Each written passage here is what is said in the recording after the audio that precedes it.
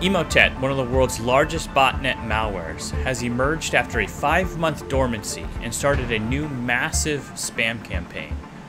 This new campaign is seeing malicious messages masquerading as payment reports, invoices, and fake shipping information, as well as sending new employment opportunities. The spam emails contain a Microsoft Word or Excel document that installs the Emotet Trojan using macros enabled in the Microsoft utility. The Emotet Trojan then proceeds to download and execute TrickBot, which rummages through the machine and the network and looks for files and then exfiltrates that data up to a remote server.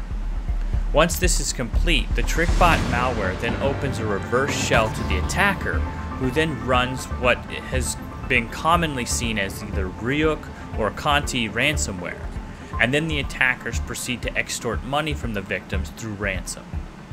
Now, the multi-layered anti-malware features built into Acronis Cyber Protect are tested and proven to block this Emotet threat.